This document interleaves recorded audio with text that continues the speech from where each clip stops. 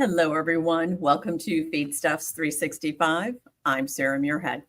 With us today to talk about some new initial research findings related to porcine reproductive and respiratory syndrome virus and air quality on sow farms are University of Minnesota researcher Dr. Xiaomei Yue and Rob Langenhorst, Technical Service Manager with American Air Filter. Welcome to you both. Great to have you with us here today. Thanks for having us. Thank you. For those of you that are tuning in, thank you for being here. And if you have any questions for our guests, feel free to post those there in the chat area on your screen. If you're joining us from social media, simply post those in your social channels.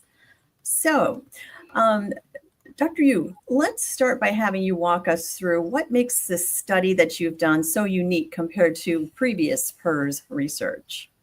Yeah, sure. So it's been a while since we last compared the filtered and unfiltered sow farms in the PRRS incidence perspective. So in this study, we consider the regional density in a different and more objective manner.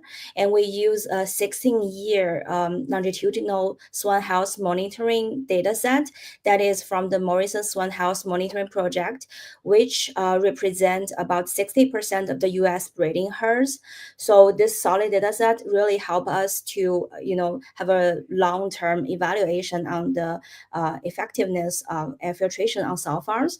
And also the cherry on the cake is we added the ventilation pressure type of the air filtration of the sow farm in this study, which means if the farm is positive pressure or negative pressure. So, Rob, it's long been challenging for sow farm owners to accurately calculate the financial benefits of air filtration systems and the resulting return on investment. How has this study changed that? And why is it so important for the sow industry to have this information? Sure. Probably the biggest thing of the study is actually kind of give us a percentage of occurrence reduction. Every producer knows their PRRS breaks, reoccurrence, especially with the 15, 16 years that we show in this database. So they can look back at what their break rate is on those farms and easily come up with an ROI to understand what the cost is going to be from the filtration and the improvements they can gain from that. So during your research, how did you control regional pig density as a risk factor, and why is that important in the study's validity?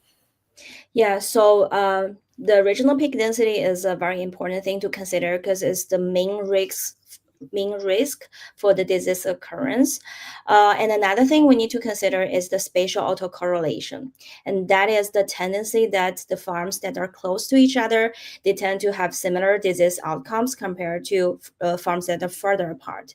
Let's say that we don't want to compare a farm in Iowa with a farm in Ohio, right? We don't want to compare those that are further apart. So to consider or account for the pig density and also the spatial autocorrelation, we use a statistical model called generalized additive model. And that model will allow us to add some variables and controls to deal with these two factors. So what we did with the spatial autocorrelation is we added the each farm's location coordinates as a spatial smoother. So we deal with the spatial autocorrelation part. We only compare farms with their neighbors. And for the pig density, we added some other variables. One is the number of AmShip monitored farms within the neighborhood.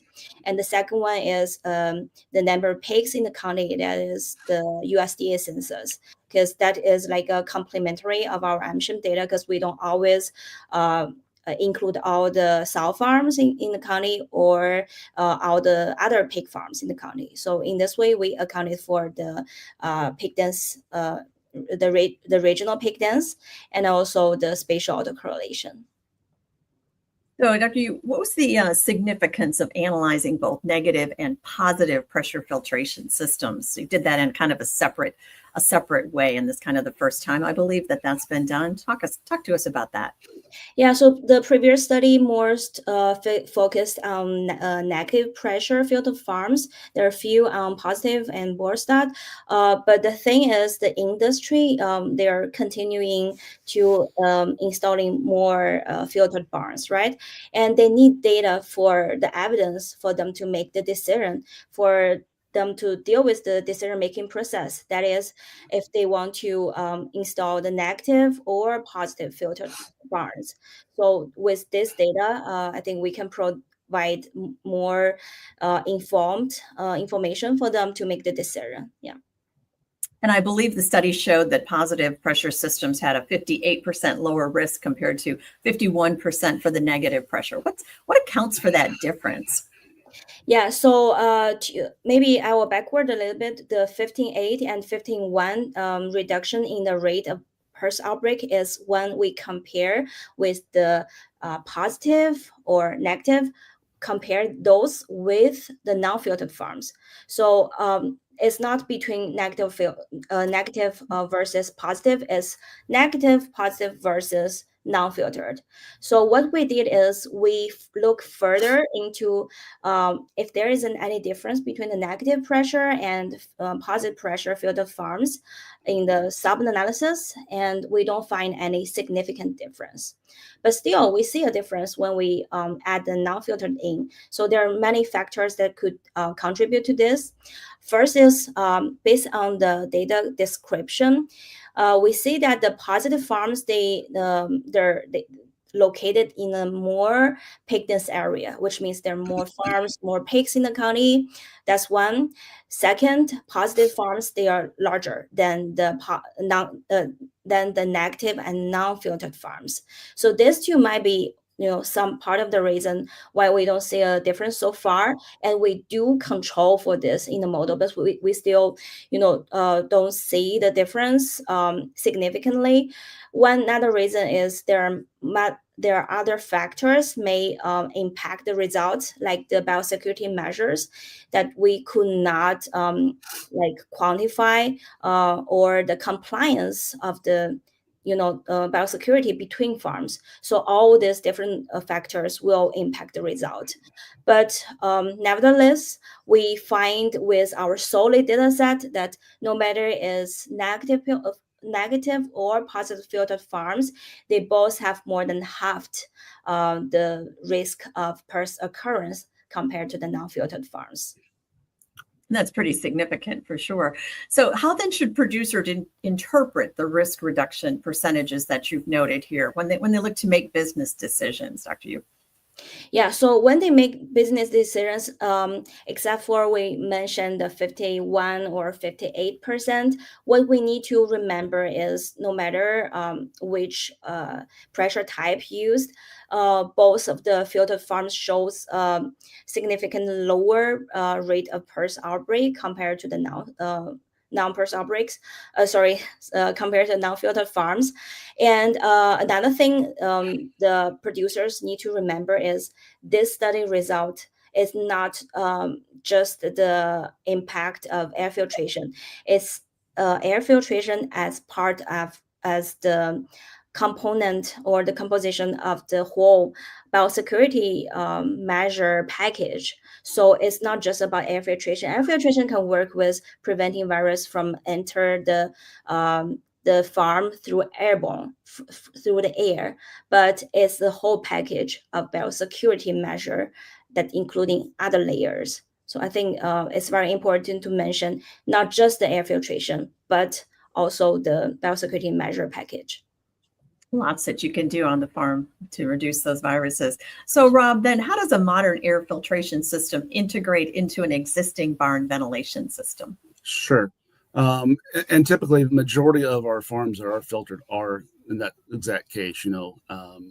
Farms are 15, 20 years old. We're not designed to be filtered. So a lot of retrofitting goes into play when deciding to move to air filtration. Usually the original fans do not have the quite enough fan power to pull the air needed for air filtration. So we typically see an upgrade in fan capacity. but usually also leads into other site improvements, whether you're sealing up walls, redoing ceilings and attics, new slats. It usually becomes a bigger project, but with the idea that that farm is going to go another 10, 15, 20 years down the road. Do you have any idea what the typical investment range would be for installing an air filtration system in a sow operation? Yeah, you know, it's obviously dependent on size and what direction you go, if it's existing barn or if you're building a new barn, but usually somewhere between $250 and $500 per sow is the rough going rate for air filtration costs. So, Dr. Yue, were there any unexpected findings that surprised your research team when you were working through this? Yeah, so not surprisingly, but when we compare with previous study result that they show 80% reduction in the PRRS risk when there is air filtration installed, we find a slightly lower product effectiveness. And this is possibly because we involved more years worth of data, that some of the years we actually include the emergence of the current dominant variant, that is the L1C.5, which is the RFLP 144L1C. So when it emerged in 2020, it really spread very fast and is very virulent. So we include those years for those very virulent variant that they can get into the farm no matter if the farm is filtered or not.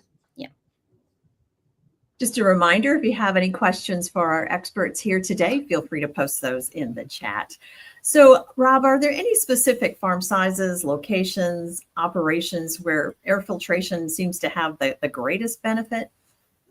Probably the biggest that we would see is, the pig dense areas, particularly because there's so much pressure in those areas. You got the southeast parts of Iowa, obviously Minnesota, heavily pig dense areas. And so, most producers are only focused on their sow farms being filtered. Now we're starting to see a pretty good push towards, protecting in the nurseries, getting those pigs older, a better immune system built up before we turn them out into the finishing type of facilities. And that's where we're seeing a lot of lateral cross infections happening. And so it's really putting a lot of pressure on these sow farms. So just gives an increased reason to protect those sows in those pig dense areas.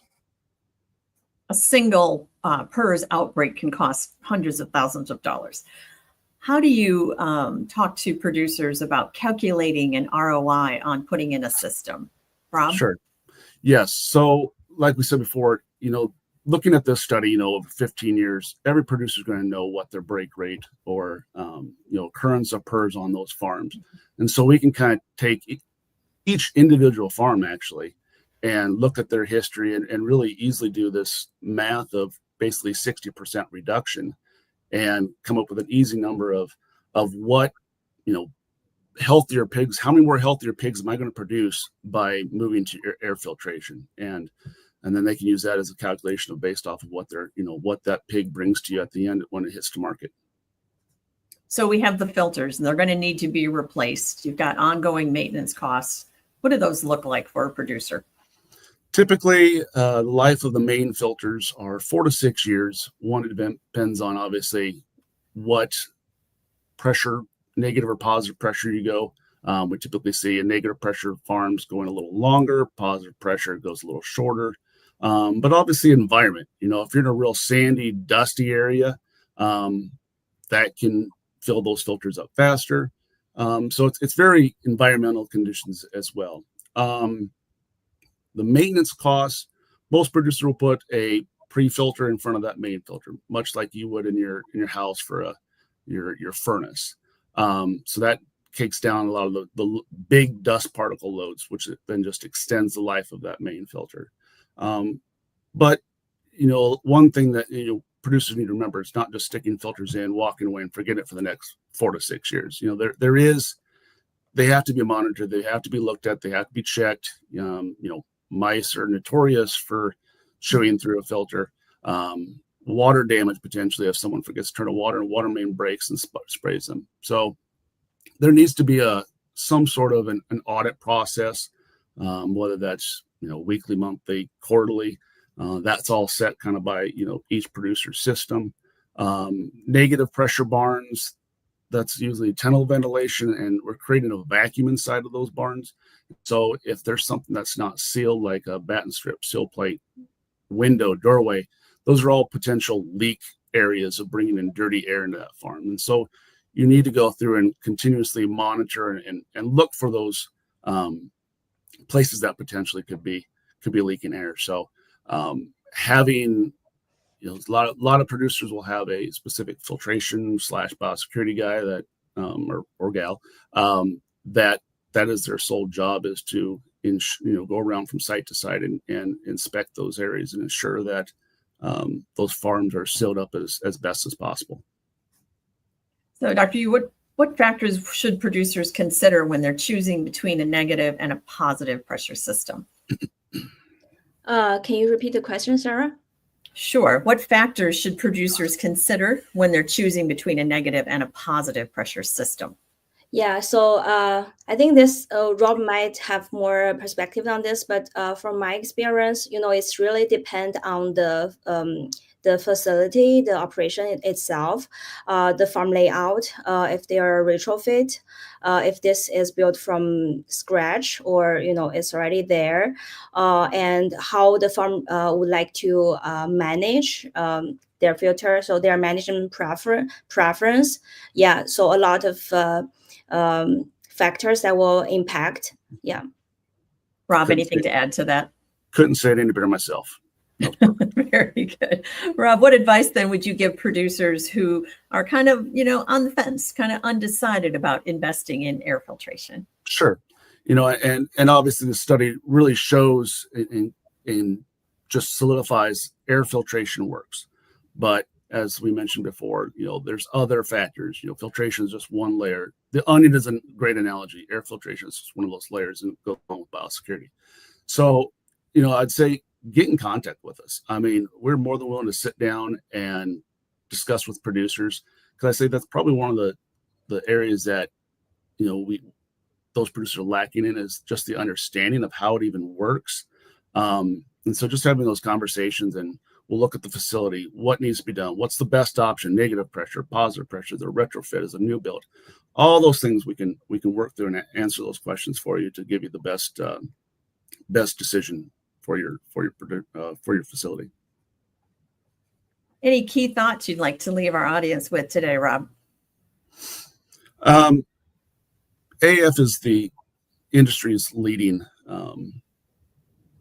filter producer for the swine industry. And we've got a ton of experience, ton of knowledge, and anything that we can do to help solidify and protect our food source, is our number one goal. And so please reach out to us with any questions. Dr. Yue, any final comments, any final key takeaways? Yeah, so in this study, we have a robust result, but we still have a lot of things that we want to explore, like, how, like Rob mentioned, how people are manage their filtration. How often do they audit the pre-filter, the filtration? How often do they change? What MERV rating they're using? All those questions that we still want to explore, and also to see if air filtration can help with other airborne diseases like influenza. Yeah, so I think a long way to go to understand the more benefit of air filtration. Very good. Lots of great information here today. Thank you to you both for joining us. Thank you. Thank you. And thank you all for tuning in as well. We appreciate you taking the time. For Feedstuffs, I'm Sarah Muirhead.